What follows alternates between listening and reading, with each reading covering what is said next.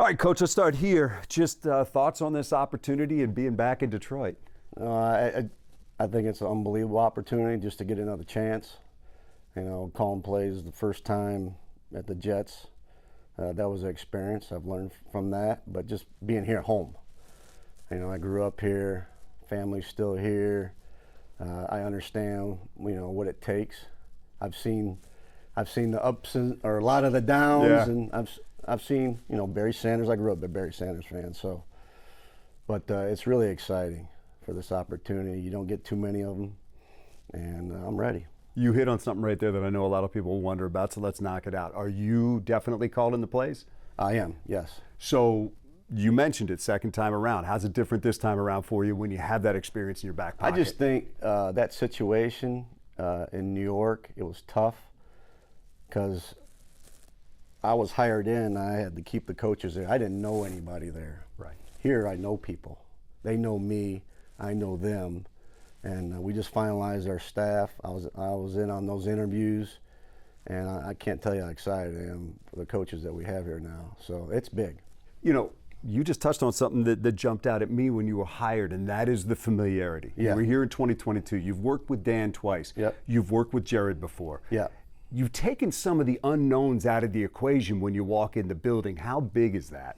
Well, I think it's big because it all starts with the quarterback, right? So just kind of knowing him, and then when I was here, I was in the quarterback room. And so I have a feel what he likes, what he doesn't. And that's important as a play caller. And then we'll continue here when the players come back and stuff. So I'll get to know more about him and the plays and stuff that he really likes a lot and what they've been doing good here. You were here when this offense really initially took place. Yeah. When Ben became the offensive coordinator, Yep. Dan was the head coach. You were part of that staff. Yep. That offense has obviously taken off. It's established, as winning 2 consecutive divisions now and being a big part of that. What do you remember about that process when you guys were putting this thing together? Well, it's about the players, and it starts with the quarterback. Like I said, that's where we're starting right there. So it takes a little time when you first put an offense in. I've done this many times where you put a new offense in, and it's all predicated on who that quarterback is. And I think one of the smartest things that we did, when Ben, when he took over as a play caller, we brought Jared in. And then what do you really like, and then we go from that. Same thing we did back in the day when we got Drew Brees when I was at the Saints. This is how we're going to call the plays and everything, but Drew, when he was at the Chargers at the time, there were certain plays that he loved. And we even ended up calling it the way he did, as opposed to, okay, you're going to learn our terminology because, man, when he heard that play, he knew exactly how to play fast. So that was the process. Okay, let's find out what Jared's really good at, what he loves, and then we'll just kind of build off of that. So everything you're talking about kind of goes to what we'd heard about with that relationship between Ben and Jared and Yes. how important that was. Huge. And it was collaborative, and that's going to live on with you. It's huge, no doubt. There's no doubt. I mean, we haven't got in the cut-ups yet and everything, but we'll find ways how can we get better? And we'll figure that out, and Jared will be a part of that. There are times when you take over a job that you're kind of coming from the bottom.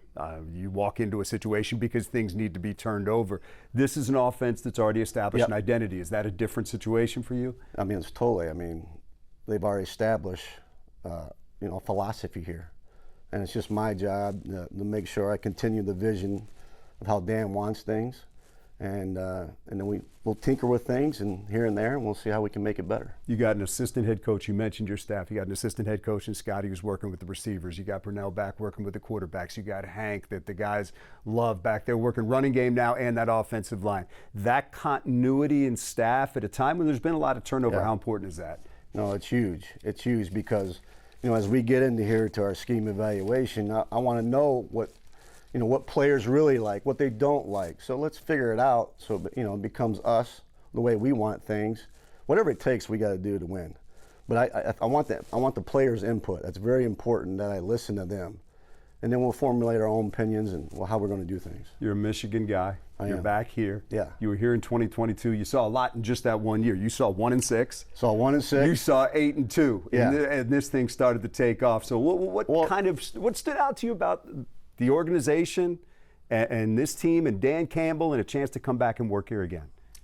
Well, I just think you go back to the work ethic. As long as it takes time. And when you put something new in, it just takes time.